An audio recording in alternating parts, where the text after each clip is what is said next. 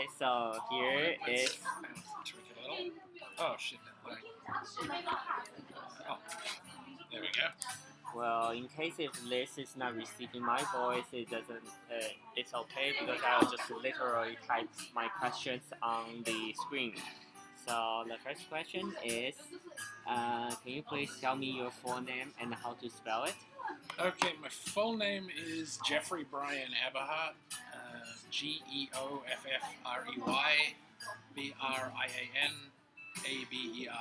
Aberhart. That is a very long last name. Is this the name you were giving at birth? As far as I know, yeah.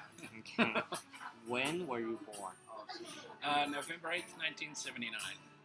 November 8th, 1979. Yeah. Oh, wow. So you were 37 years ago, yeah. 37 years ago? So you are 7 years older than I. Oh, okay. Older than me. Where were you born? Hamilton, New Zealand. Hamilton, New Zealand. How many languages can you speak? Depending on definitions, let me see. Yes, definitely English. I would say maybe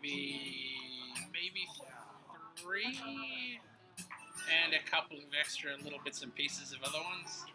So you definitely speak English and Chinese, Mandarin, some Japanese. I might say Japanese, a little bit of Cantonese, little tiny bit of Taiwanese. Do you speak any local dialect? New Zealand local dialect? Oh, we don't really have any.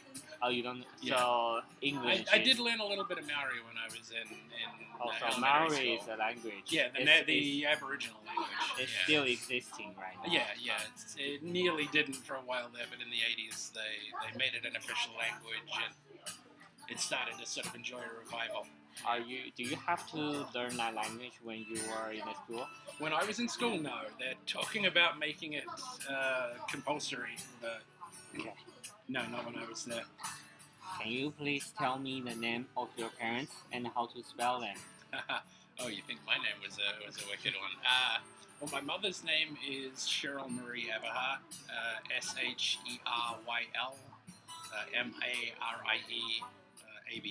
Aberhart, and my father's name is Morris Bryden Aberhart, which is MorrisBrydon Aberhart.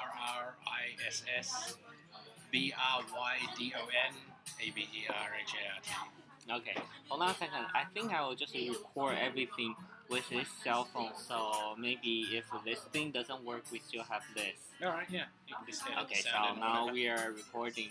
Okay, let me get back to my question. Wait, not this one.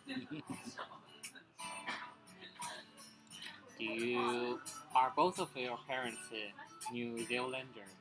Yes. So, okay, they are all native New Zealanders.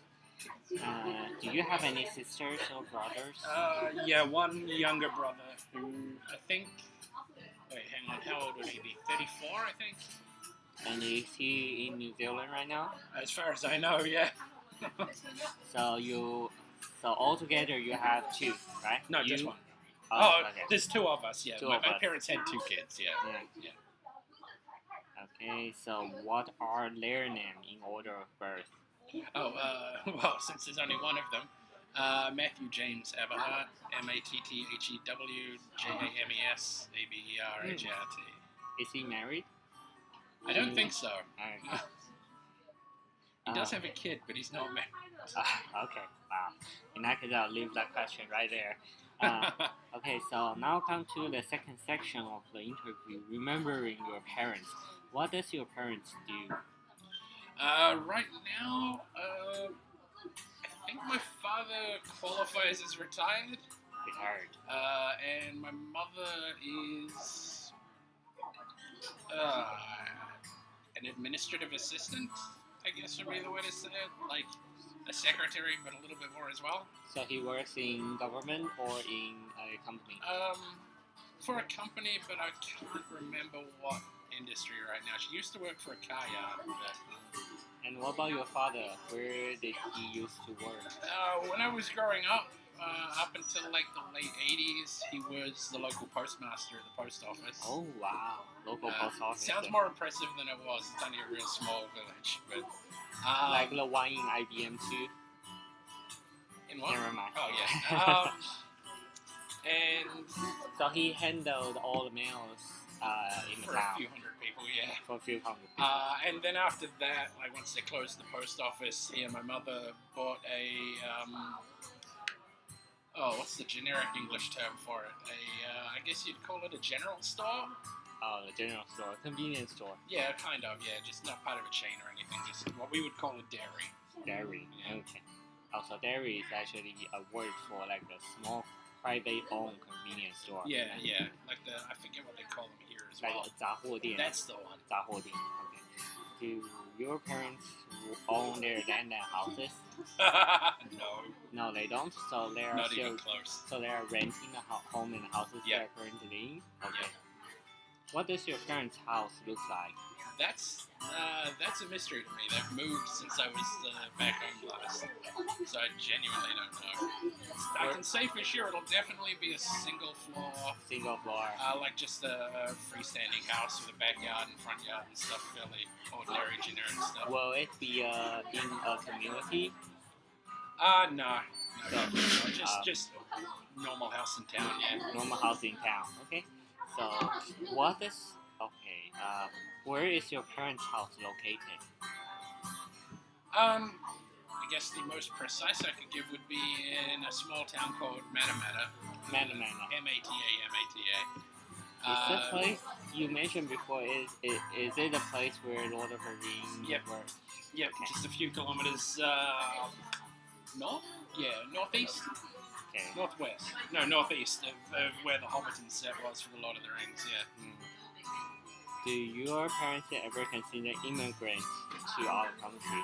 Not to my knowledge. So not to Australia or any place else? Don't think that was ever really financially realistic, to be honest. Australia, if your parents were to immigrate, Australia is the closest and the best option, right? It'd be the closest and easiest, at least, because New Zealand citizens basically get counted as Australian citizens for all intents and purposes. Also, And same for Australians in New Zealand. so holding a New Zealand passport means you can basically enjoy all the privilege that. Except maybe voting, I'm not sure, but yeah, like benefits. You don't need to bother about like work visas and stuff.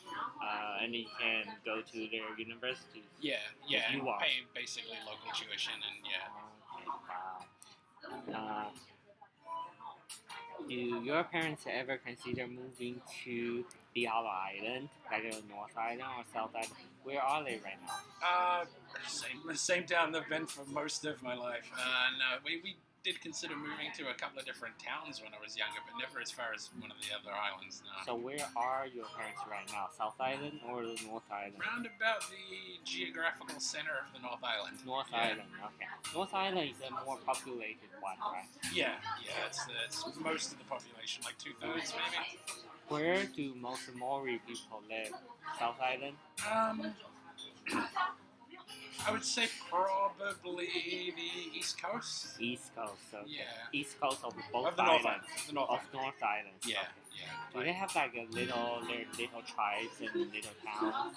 Like Taiwanese have the Jiuzu. Kind of. Like there are some small towns that are basically built around what are called PA. PA, which is like the focal point of the Maori community there, like a meeting houses and stuff like that. Do you have? But not intentionally all Maori communities, just kind of because that's where they ended up. So I guess you don't have like a Maori amusement park. Like here we have the Jiuzu We Museum actually Park. do have one at least. Oh really? It's not. I don't know if it's. I haven't been to Jiuzu yet, so I'm not sure what that's like. It's probably a lot less tacky and a lot more actual cultural. Closer to, if you've ever been over to Hualien, they have an Amis village thing where they do like live performances and stuff. Kind of like that Okay. over in Rotorua. So it's not technically a museum park, but more like a cultural Yeah. village where you can experience a day or two the Maori way of life. Well, more just sort of demonstrations of culture and history and sort of that kind of thing. 九族文化村 was divided into very different parts, and one part is the museum part, and the other part is the village part. And the village part, you can actually see all 9 different tribes, and there were actually those people doing their Oh, yeah. that's actually really cool and I a little think- bit creepy. I'm not sure if Geofu has a. I think it's divided into 3 parts: the museum part, the cultural village part, and Like the a other theme one. park. I'm not really sure what the third one is. Well, anyway. If you can recall, what are some of your parents' first impression of Taiwan? I mean, probably mostly just where cheap toys got made in the 80s. Cheap toys. That would probably be most of it. Almost all of the toys I had as a kid were made in Taiwan. Oh, Yeah. really? Not Oh, made yeah. in China? No, now they'd be made in China, but like in the 80s, no. Okay. Did you own any of those made in Taiwan toys when you were little? Oh yeah, definitely. Like I would almost say most of the toys that, Most of that our toys were made in Taiwan. They weren't like Taiwanese brands or anything, but they would, like computers are here now. They're just Okay. put together here, basically. So the toys were put here in Taiwan and then shipped to The rest New of the Zealand. world, basically, Okay. yeah. And now this world factory has been taken by the Chinese. Yeah, now it's all made in China, and then eventually it'll probably be all made in Vietnam or something. Vietnam whatever. or Indian. Yeah. What was their initial reaction when they knew you were coming to Taiwan and staying here? Probably, I mean, kind of a complete lack of surprise. Lack of surprise? Yeah, considering I'd already lived overseas for a year before that, doing my exchange in Hong Kong, and I'd already lived away from home doing university and stuff, so they were kind of already used to. Oh, where did you go to university? Oh, Hong Kong? in Hamilton actually. Hamilton. Same town I was born, same city I was born technically. But you study overseas. I did a year in high school. A year in high school yeah. as the exchange student in Yeah. Hong Kong, right? That part I remember. Okay, so what memories do you have of your mother? It's a awfully broad question. Is there any Well, like when I was events? when I was younger, like when I was a real little kid, she was definitely quite involved in, I guess, an organization we call Play Center, which is kind of like a kindergarten that doesn't have any structure. It's just kind of kids go there for the morning or whatever, get a little bit of education, but mostly just play around and meet other kids. And Do you have kindergarten in New Zealand education we do, but system? they're not quite as common. Not quite as common. Yeah. So most of New Zealand children, elementary school is their first school. Yeah, basically, yeah. Most it's start school at 5 years old. Yeah, Okay. start at primary. And before that, they normally just stay in the house, Yeah, raised by their parents. stay at home. Yeah, usually have one parent stay home or whatever. Do they have a lot of clan schools? No cram schools no at all. clan school at all. Literally a foreign idea. Okay. If they started opening up, people would be like, "There's something wrong with our educational system. We need to repair this immediately." True. There might be some now, just because there's a lot of Taiwanese and Chinese immigrants in some cities, and Yeah. they would kind of demand it. Yeah. But no, Eventually, not some Chinese or Taiwanese will open one of those schools Yeah.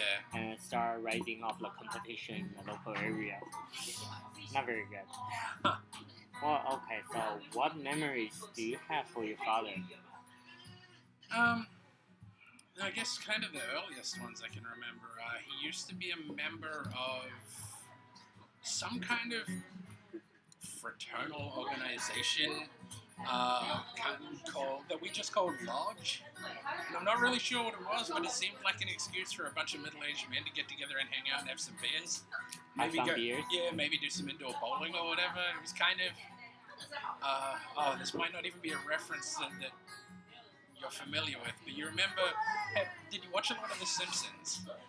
Not really. There was one episode where Homer was a member of a stonecutters club.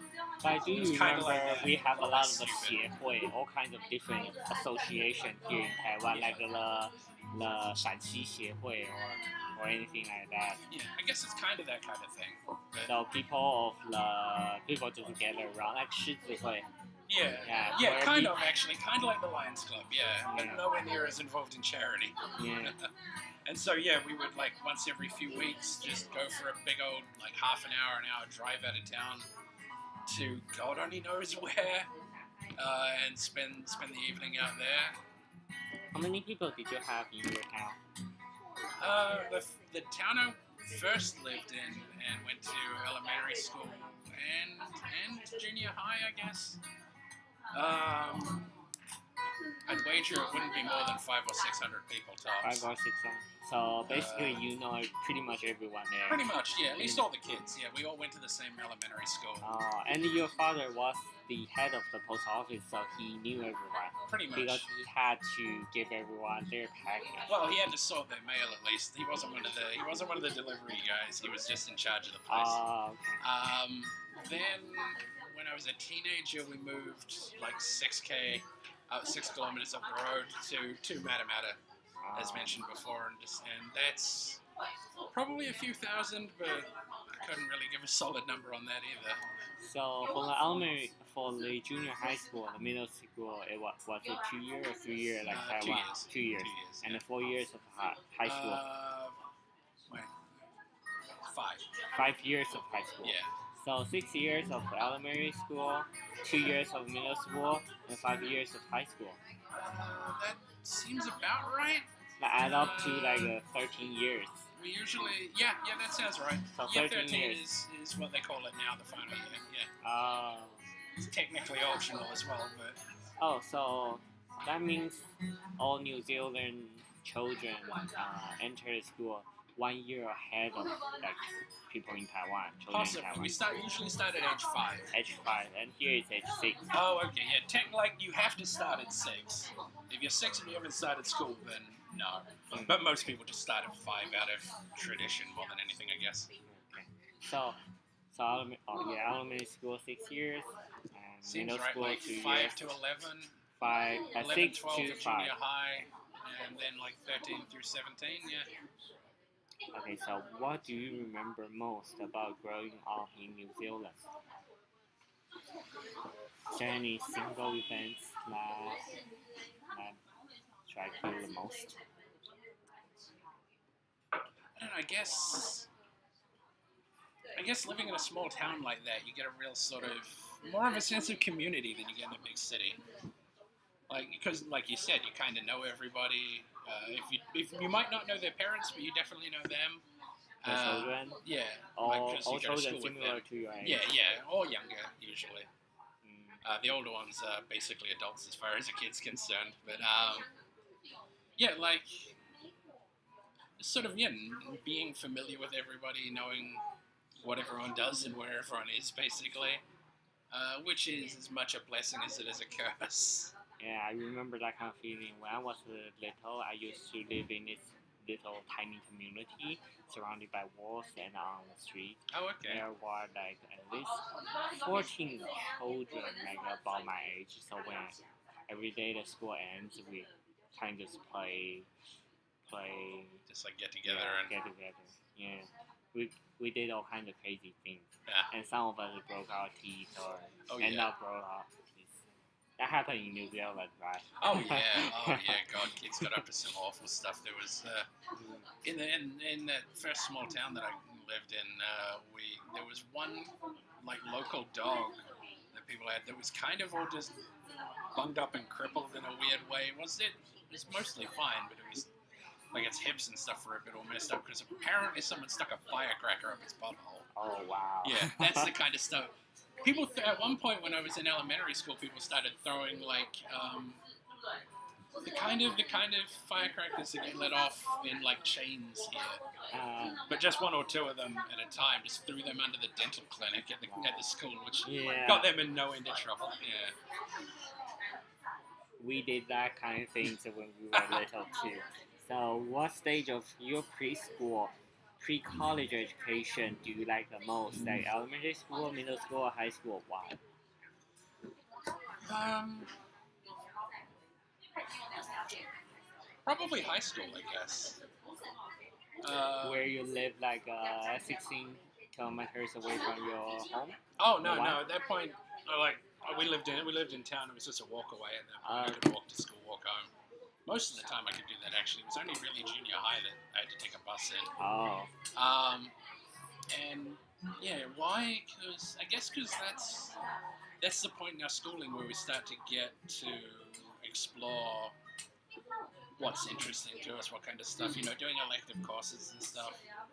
and you had 5 years to explore your interests. Yeah, I mean, you kind of had to stick to a couple of them at least, but yeah, you got a bit of variation. Like, I guess junior high technically you started, but in what we called technical arts, which is all like woodworking and metalworking and cooking and sewing and typing and all of that kind of stuff. You start doing that, and then in senior high, you also get one other. I guess it would qualify as kind of a major, like one optional course. You choose what you want to do, and you stick with that the So most of just the way one, through. right? Just Yeah, one. which is it's mostly languages or wait, what were the other ones? Can't remember. Maybe that was like accounting and stuff, as well as like Maori, French, Japanese. I think were the language options. Yeah, And you chose Japanese. Yeah. So, can you describe what was attending school? Can you describe what attending school was like? So normally, what time did you get up? Just like a general day in the life. Probably get up around 7, 8 in the morning. Did you get to choose your own classes? Do you arrange your own schedule like the one they Not did in really. America? No, not really. It's well, I mean that might be the case in bigger schools, but my senior high had like 400 people across 5 years, so there was not a lot of flexibility. But yeah, like get up around 7, 8 o'clock, have breakfast, go like when I was in senior high, at least just go walk to school, like grab my school bag, books and stuff, walk to school. So did you carry your books? Yeah, nowhere near as many as Taiwan gets given, but just have a little backpack with How a many handful of books. classes did you have every day? Uh, Like in Taiwan, we normally go to school at like 8 and leave the school at like 5 p.m. or 6 p.m. For us, for senior high, it was 8:30 to 3:30, I think. What was it? Yeah, that seems right. And you'd start off with homeroom, which for the first year I was there was wait, what was the direction? I can't remember which way around we called them, but it was just a class of kids your age that you'd stick with the whole way through, basically, and move from lesson to lesson with, except for the optional ones. And then after, like, for the rest of it after that, it was actually kind of cool. It was a mix of like a handful of people from each year. So you'd have like 5 or 6 from. What would it be? Well, we called it third form, but like, what would that be now? Like year 8, like 8th grade, I guess. And like then 5 or 6 from each on the way up, so you get to know a bunch of people that were older and younger than you, and like just meet new people that way. So you walk to school, right? Yeah. Okay. And So then we'd start heading off around our various classes like science, math, English, Japanese, in my case, tech arts, like I said before. so you had Japanese classes. Were you a teacher Japanese as well? No, she was local as well. She's local as well. Yeah. How was his Japanese? Pretty good, I think. I mean, I've never really been able to check since graduating university. But no, like, yeah, she was a pretty good teacher in general, and I think she'd lived there for a few years. And, yeah. Yeah. Did you have Chinese teacher in your school? At high school, no. At high school, no. At university, yeah. University. Most of my Chinese teachers at university were mainland Chinese. One from Canton, one from Guangdong, one from I don't remember where. And the one teacher I think I had for Chinese at university that wasn't Chinese was married to a Chinese guy. Okay, that makes So sense. yeah, So I guess she had been living in China for like many years. almost certainly. Like she And was she she spoke- was a literary translator as well. So yeah, Okay. she spoke real good Chinese. Yeah. Okay, so what was your favorite subject? I guess it was Japanese. Yeah, probably actually. Although there was definitely a year or two where English would have counted as well because they had a really cool teacher. Okay. So which teacher did you like the most? Why? Um, Japanese teacher? No, English? overall, I think looking back, I forget what year it was, but a couple of my English teachers actually were pretty cool. One of them, Mr. Harris. He was a bit of a strict guy occasionally, but he also did this thing where each lesson he would have a crossword clue up at the top corner of the blackboard, and it was a cryptic crossword clue. So Oh, okay. if any of us could figure out the answer and get it right, we could leave class early. Wow.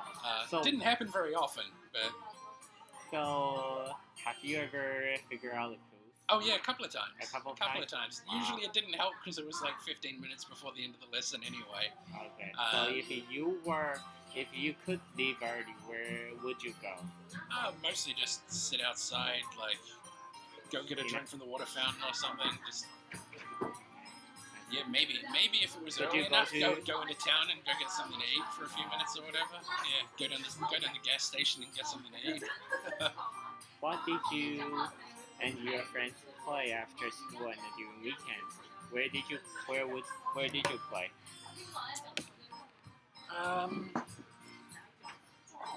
When I was Usually- little, we play Game Boys if we could, or we would play like those kind of card games, like Yu-Gi-Oh card games. Yeah, like we generally would go around to someone's house and just do that. Like when I was in elementary school, yeah, it was just go around someone's house, play Do you little play kid video games. games? Not when I was in, not so much when I was in elementary school because that was the mid '80s, so Yeah. there wasn't exactly a wealth of video games. But a little bit of computer games. There was one guy I knew who had an Amiga that would go around and play occasionally, but mostly just like play some cricket, kick the ball around out in the backyard. Mm. You know, You stuff play- that kids don't do anymore. Did you? Yeah, I know. Did you play dodgeball? It is very popular here for elementary school students. Not so much. I think in elementary school, the ones that we played the most would have been soccer and a Basketball, game called peg ball, kickball. which is kind of like baseball, but instead of having a pitcher, there's generally like a bottle full of sand, a stick, and then like a cup on top, and the ball would just sit up there, and you whack the ball off like that and go run. Or another one that I have had no luck finding much information about on the internet, like what anyone else calls it, if it exists anywhere else, called gutterboard. Gutterball. Guttterboard, like one word, which was a thing we'd have like two, like 1 meter long, like 10 centimeter wide planks of wood that would be propped up against each other in like a right angle, usually nailed together, I guess, for that. And you would like take turns, one on either side, throwing the ball at it, like bouncing it off and catching it. And as soon as you screwed up, it went over to the next person, and whoever got the highest score won. Or actually, I forgot all about that. There was another one that we played a bunch like throughout, which I guess would be called Foursquare, where you've got like a square marked out on the ground, divided into four, one person in each. You've got like a soccer ball or a basketball sort of a ball, and one person in one corner would be the server, and they would bounce it out of their square into someone else's, and then you had to like whack it, bounce it in your square over to someone else, and then you had to keep doing that like tennis style basically between four of you. until someone missed or sent the ball straight into someone else's square. Did you And then they play? were out and someone else would come in. Did you play like a second high? Then here we have the 1, 2, 3, 3. Oh, yeah. You play that as well? A bit of that, yeah. Oh, what is... I forget what that freeze game is called, actually. But yeah, a little bit of... In here it's called 1, 2, 3. Yeah, I can't remember. But yeah, definitely like one person up front not looking, count, turn around and see if they catch anyone moving. Yeah. Or I'd forgotten about it until right now, actually. The Americans would call it tag, but we called it tiggy.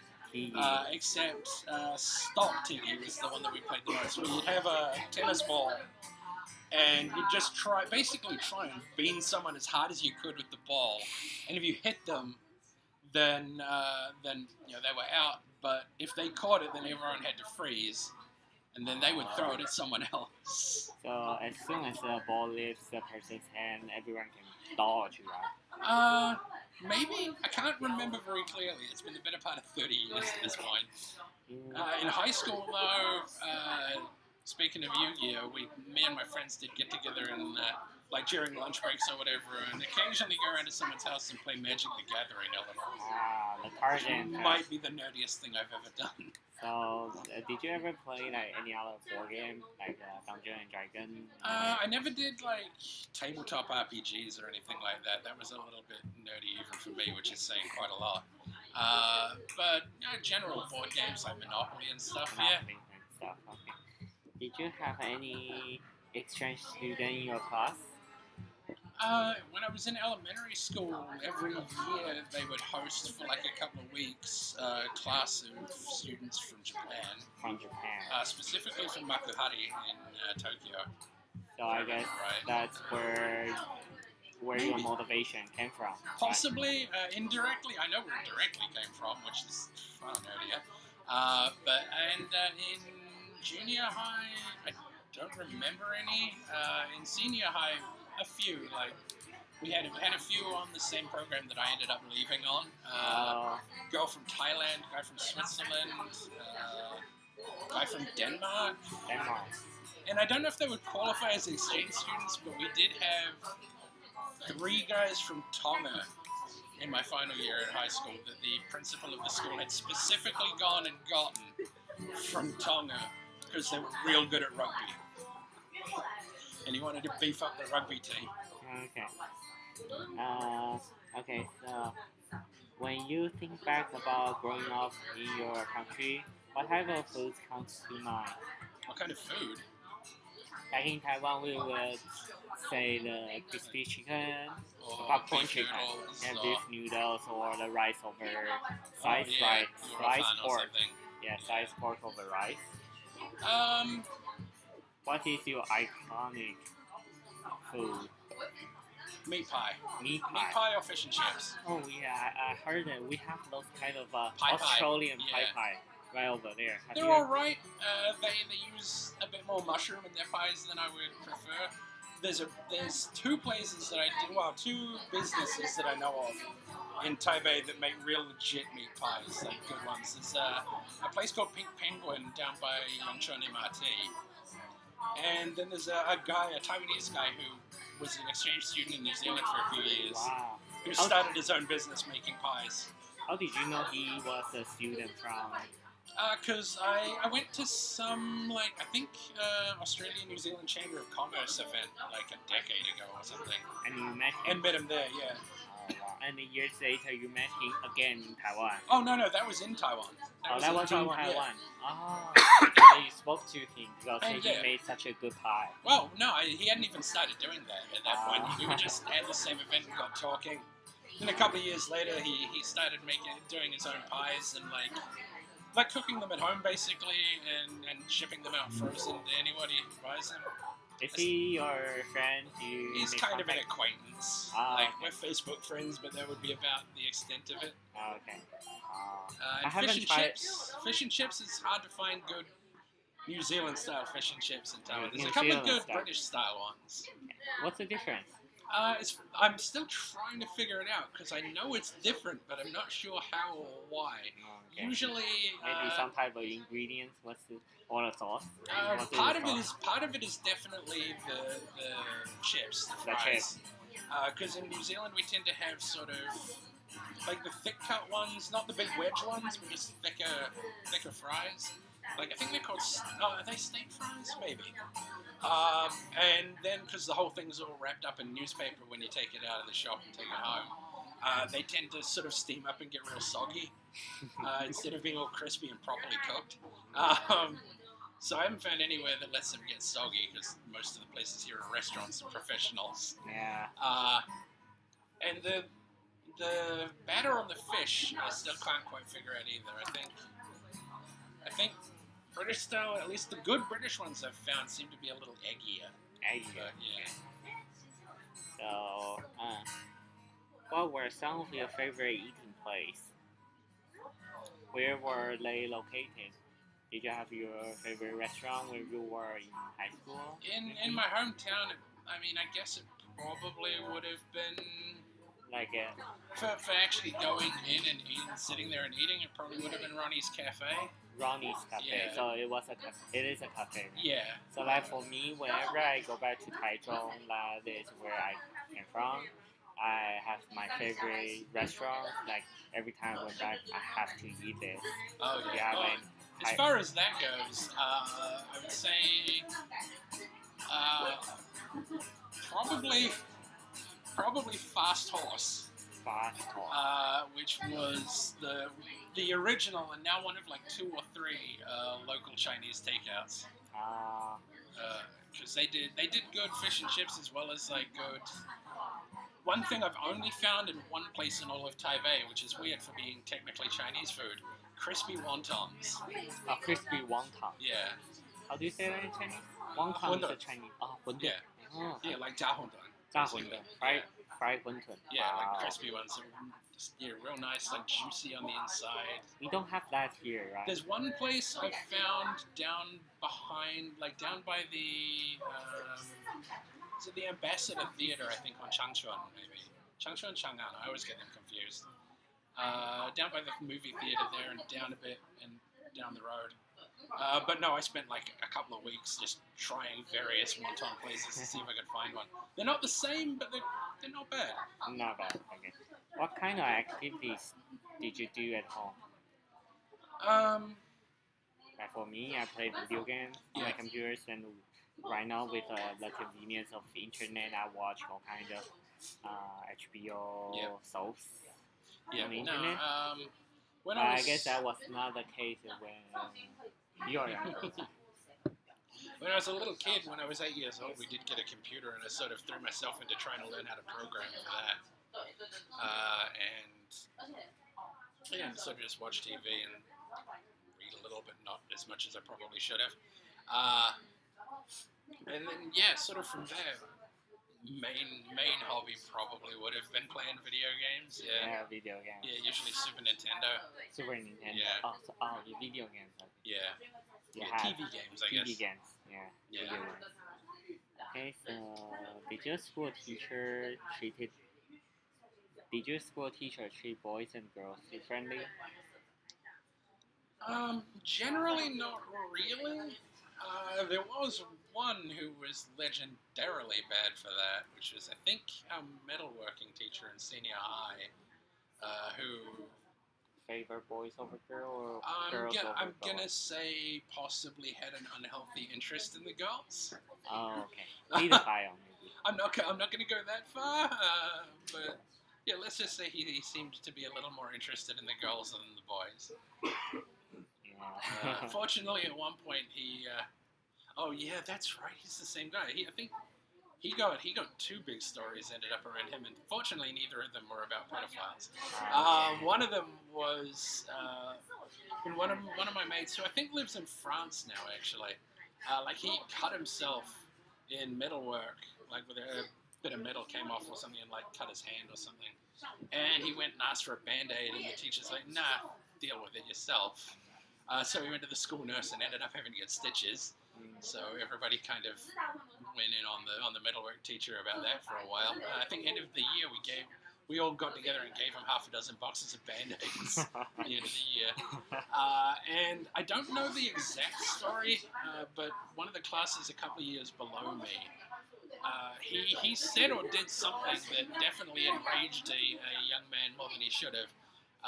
Big husky sort of Maori boy who straight up just punched him in the face, knocked him to the ground, yeah, took him out and then just left the classroom.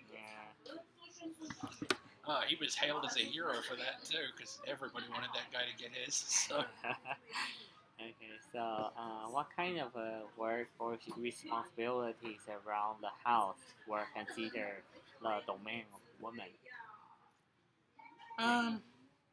Like in Taiwan, most families consider cooking to be the domain of a woman. I don't know if that's because it's women's work or just because my dad couldn't cook. Yeah, like cooking, except for barbecuing, that's man's work. Barbecuing is man's work. Like grilling is, that's man's work. That's man cooking. Actually, in general, I think my mother handled most of the work around the house because, well, when my dad was postmaster, she was like at home looking after the kids. So. I see. But that makes sense. Stereotypically speaking, like buying and repairing clothes, cooking, cleaning, sort of very stereotypical stuff because we're a very stereotypical country. Yeah, and I guess your father was in charge of earning money. Basically, supporting a family. Yeah, pretty much. And the barbecue. Yeah, and barbecuing during summer, yeah. Okay, so barbecuing, did your family regularly host a barbecue party? Not so much parties, every now and then maybe, but sometimes you just go out in the backyard and cook dinner out on the barbecue instead. Or family get-togethers, family get-togethers, it was always a barbecue, always.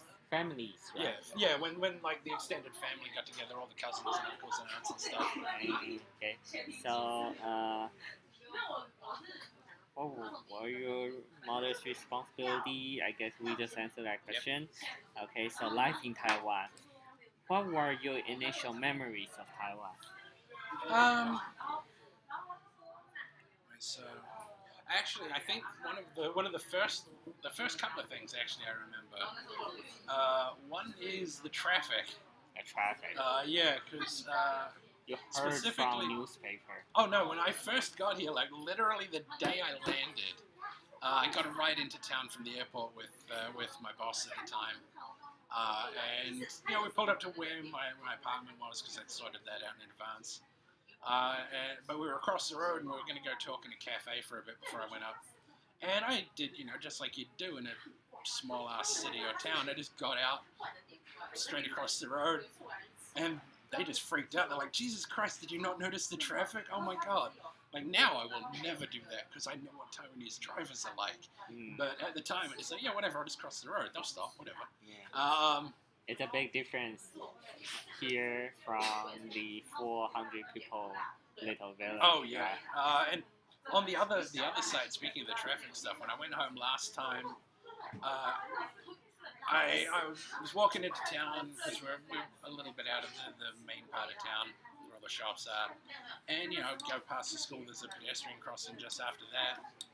And so I just sort of stand there because there's traffic coming. I stand there and wait for it. And they pull up and stop and wait for me, and I wait for them, and they wait for me. And then I'm like, oh, that's right, pedestrian crossings are meant to be where we have right-of-way. Not like in Taiwan where they're just lines on the bloody road. No one cares. No one stops for a pedestrian crossing in Taiwan. Jesus Christ. Yeah. People barely stop for lights. Yeah. And the other thing would be the temperature, I guess. The temperature, because I got here in February, which is technically like the middle of winter. Middle of winter, but it was very humid. But I was walking around in shorts and a t-shirt for months because it was about the same temperature as back home, which was the middle of summer. Yeah, when I first came back from America, I did that too. I had so much resistance against cold. Yep. Yeah, but after a few years, I got adopted to the local temperature. Yeah. Now, during winter, I have to put on my jacket as well. Usually, yeah, I'm the same way now. It's been way too long. Yeah, it's been I went back home during winter a few years back and was like, nope, bad idea. Okay, so do you remember why you came to Taiwan? I in fact do. I had graduated, I guess technically twice, from university, and had started working for a government-published magazine over here as a translator, just over the internet. Over the internet. So they would email me, like hell, like they do still now, even though I'm in the same country. They would email me the thing, I'd do it, send it back to them. And you know, I'd mentioned that I lived so in you Hong are Kong. still receiving cases from the Taiwanese government? Right here? Yeah. I still work for the same magazine a bit. In Which fact, magazine? I sent it Taiwan Guanghua. Taiwan Panorama. It used to be called Siderama. Okay. And I mentioned when I applied that I'd lived in Hong Kong for a bit and would be open to coming to Taiwan at some point. And so for about 6 months, like every time I handed something in, they would email back, oh, so when are you coming to Taiwan?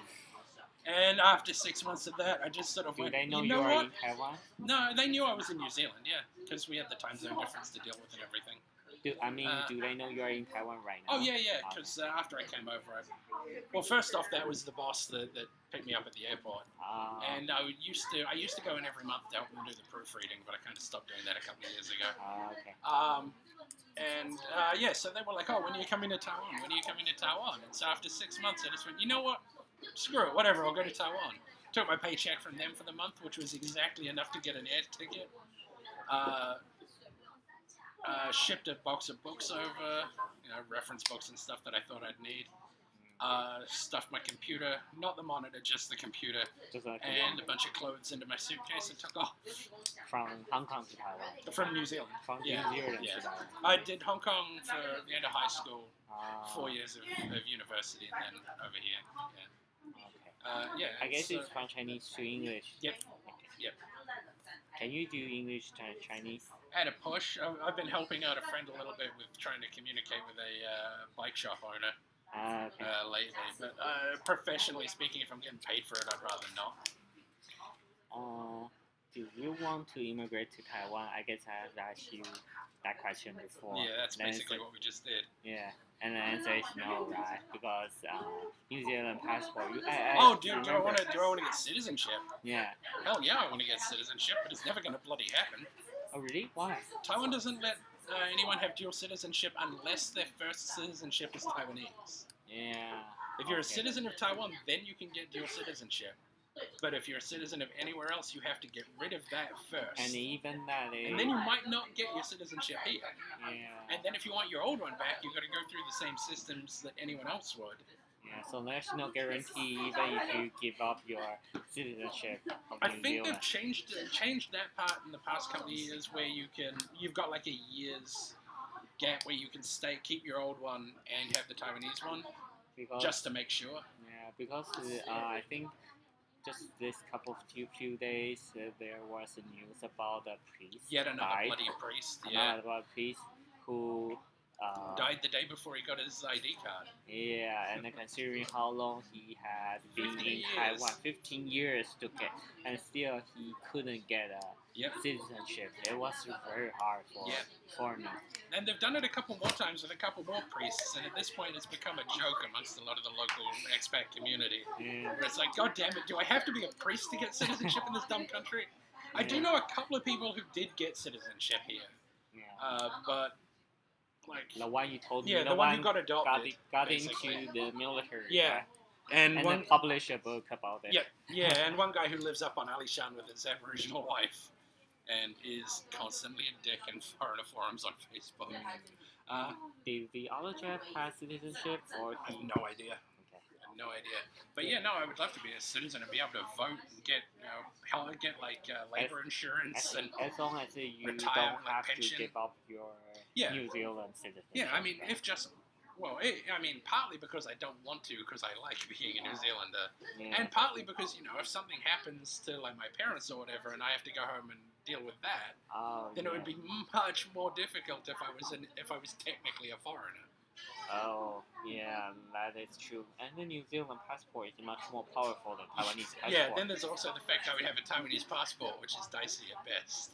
Taiwanese passport currently has 120 countries, visa-free, and visa upon arrival. And I guess New Zealand has 150.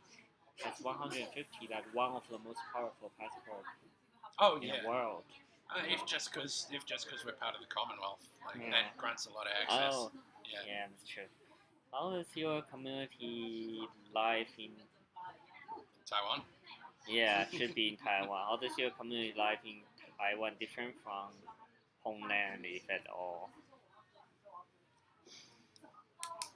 It feels It's kind of not really a community life here. yeah, because everywhere you see is Taiwanese people. So I mean, that's fine, but it's more just like I live in a big ass apartment building full of people I don't know, yeah, I guess that's and true. who don't really ever talk to each other. Yeah, Like, there's not really that much of a sense of community in that regard. But like, in terms of like a social community, I guess technically I hang out with a lot more foreigners now. you mean Taiwanese people? No, I mean foreigners. Foreigners. I mean people not from the country I'm currently in. I definitely did not hang out with a huge number of foreigners in New Zealand, although I did have a few friends from outside the country. Most of them Most of them are from like America A or couple in New Zealand or here. here. Here, yeah, I'd say most American, couple of British.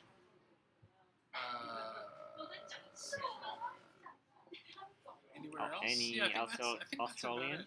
Oh yeah, a couple other New Zealanders, occasionally a couple of Australians. Yeah. Do they get along very good? Well, peacefully? Australians and New Zealanders? No, like When- American and British. When we're outside, oh yeah, everyone gets along all right, generally speaking. The Australian-New Zealand rivalry kind of falls aside once you leave either country. And at that point, we're all just Australasians because there's so few of us. We can stick together. Yeah, that's true. That's true. But back in the country, the New Zealand community did have like something against the Australian community. I mean, in a playful sense, yeah. In a playful sense. Yeah, it's kind of like heard- at least I perceive the U.S.-Canada relationship to be like. I heard you had all kinds of jokes about Australian guy. Oh I yeah. remember you told me There's some of that. There's variations on ones that are common in most countries, like they just change the location. Yeah. Like like how do you the one that I've heard for other countries recently as well, but we would use is like how do you spot an Australian virgin? She's the one who can run faster than her brothers. Why? Think about it for a second. I Yeah. see. I see. Wow. And there's a legendary joke from one of our prime ministers back in the late 70s, I think it was, who was asked about, because there was a lot of emigration from New Zealand to Australia at the time, and some journalist asked him, so what's your opinion on this brain drain that's going on? And he said, the more people move from New Zealand to Australia, the raises the IQ of both countries. Oh wow, that is that is good. That is a good one. Okay, so have any of your family friends in New Zealand came to visit you before? A couple of friends from back home have briefly. How about your parents? No, not yet. I've been back home a couple of times, but they haven't been here yet. I'd like to bring them over, but it would be bloody expensive because we're looking at 60 to 80,000 NT just for the airfare for two people at that point. And also, they're getting pretty old. I'm not sure if they're up to the flight, to be honest. How long will it take? About 12 hours. 12 hours? Yeah. Oh, that is pretty long. There's longer, but especially when there's not direct flights anymore. Gotta There's go no via direct like Hong Kong, via Ah. Sydney or Brisbane, Yeah. which is a bit of a pain in the ass, but whatever, you deal with it. That's what happens when you live on the bottom of the globe. You are like one of the bottomest Yeah. country in the globe, right? Yeah, basically, and furthest away from basically anywhere else as well. Is it? Outside of New Zealand- Australia, there's nothing nearby, unless you count the Pacific Islands. So the nearest country is Australia. Yeah. Any other country that is very near to you? Depends on your definitions at that point. You've got to start getting out into Is like it? Do you have Tonga, a- Samoa, Do you have any Fiji. countries, island countries near the like? I guess the East Chatham Coast? Islands are fairly. Oh man, the Chathams I think are technically not. Maybe not. No, are they part of New Zealand? I can't remember. But I mean, there's all like the little Pacific Islands and the South Nearby. Pacific and stuff that are, by New Zealand standards, nearby. By actual standards, not particularly close. What do they think of Taiwan? Like your friend who has been here. It's hard to tell because I think actually the couple that have been here, technically one of them is Taiwanese. She moved to New Zealand from Kaohsiung, and is the New Zealand citizen now and lives in Australia. Has she gave up his passport? I don't think so. She's a double citizen right now. Yeah, she should be, I think. And the New Zealand allows double citizenship. Yep. In fact, as far as I know, you only have to be there, like, paying taxes and living legally for 2 years, and you're eligible for citizenship. Oh, wow. Which is insane. What about triple can't even get permanent residency here until 5 years. Yeah.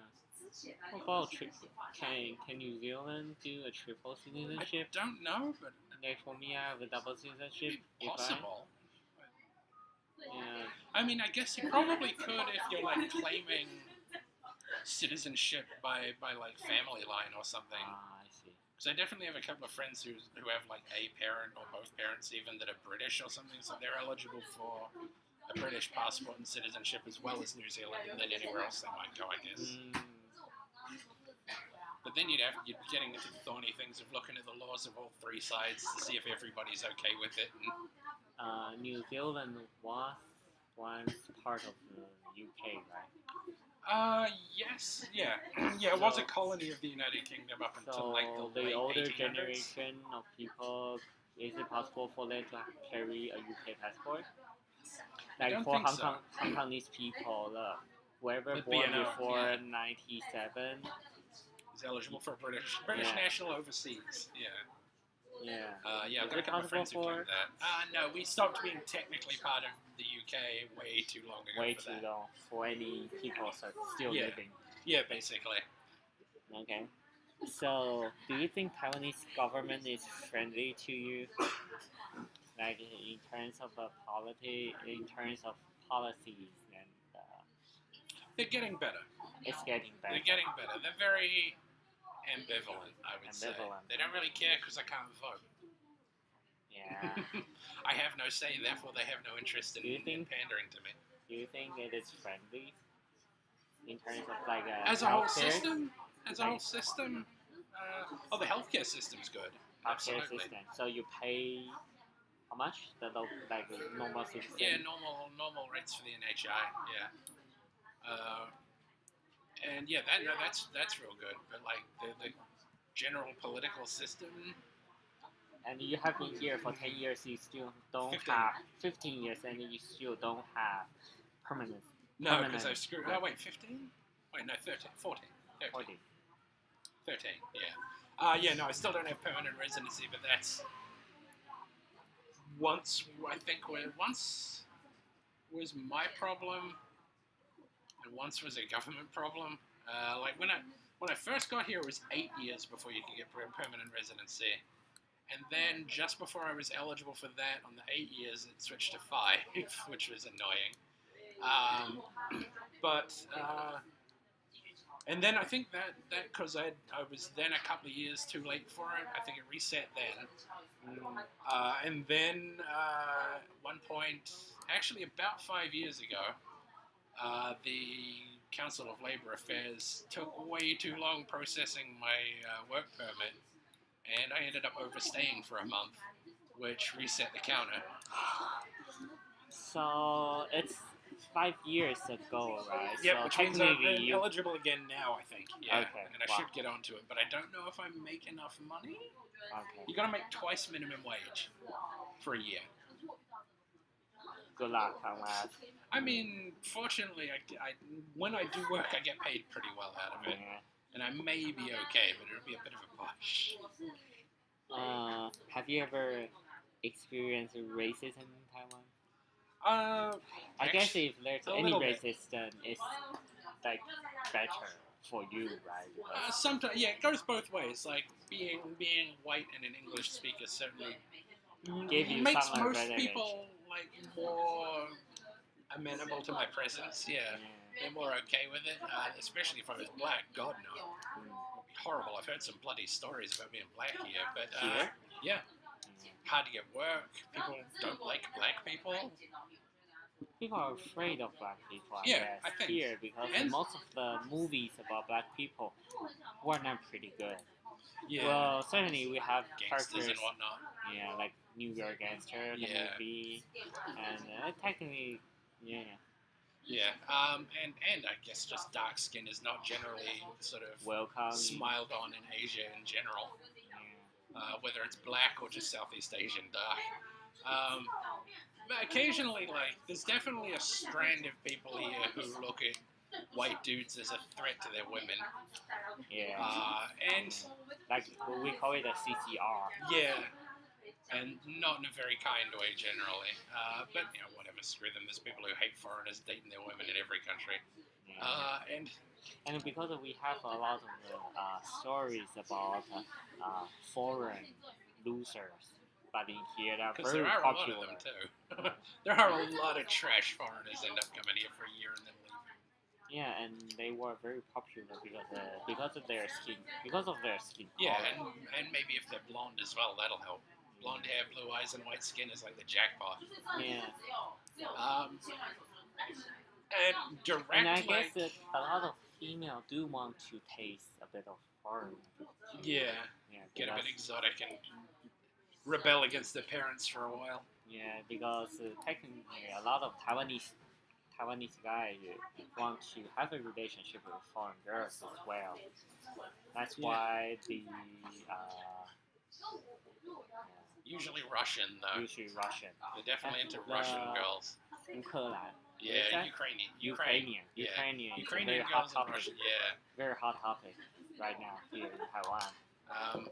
And like direct racism, I did have a guy the other day get really mad at me for ringing the bell on my U-bike while I was in the bike lane, and his wife was blocking the bike lane. Yeah. So I stopped and waited, but he still got real mad and told me in English, which was ironic, that I'm not welcome in Taiwan. And I'm like, yeah, whatever, deal with it. Systemically speaking, it's all right. Like you get a little bit of. There are a few people you occasionally get in the bureaucracy who aren't super great, and the whole citizenship issue is definitely stacked against us Yeah. very deliberately. Okay, so But yeah, no, it could be a lot worse. okay, so the last three questions. Well, maybe I should. Okay, so being remembered. How would you like to be remembered by Taiwanese people? Bloody hell. Like maybe 50 years from now, what do you want me to talk about you to like my friend? Oh, I used to have this colleague, Geof. He loved Taiwan so much. Things like that. Oh, I've never really given it that much thought, to be honest. I mean, I would at least hope to be remembered as like A good figure, as friendly friendly people. and funny occasionally, at least. Fun to be around, hopefully. Yeah, no, I've never really considered that very much.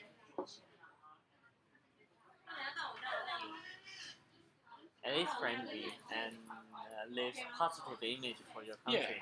Yeah, I guess that's all the points Yeah, about that would be- immigration. it would be about as much as I could think of and hope for at this point, anyway. Yeah. Do you planning to do anything like those kind of priests give like those priests who just a day from getting what was his name? Oh, I don't remember his name, but Yeah. yeah, the guy who I would hope that's not how I would be remembered as the guy that died a day before getting his citizenship. Jesus. Yeah. Okay, so what would you want your grandchildren to know about you?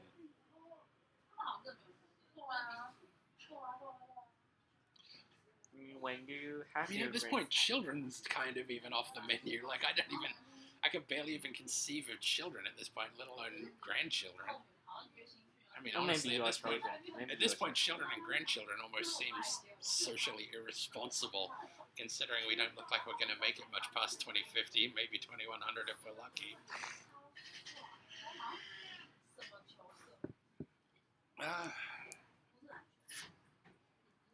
Yeah, no, that's a tough one. I don't really have an answer for it, to be honest. It's okay. And I have a three more questions that I honestly don't really understand. Life during war, revolution, Oh. famine, communism, rule. You don't have any of those, right? No, we've never had any problems like that. No. Uh, Like, when was every war's been, well, every war is either too far in the past or too far in the globe to have really been a direct effect.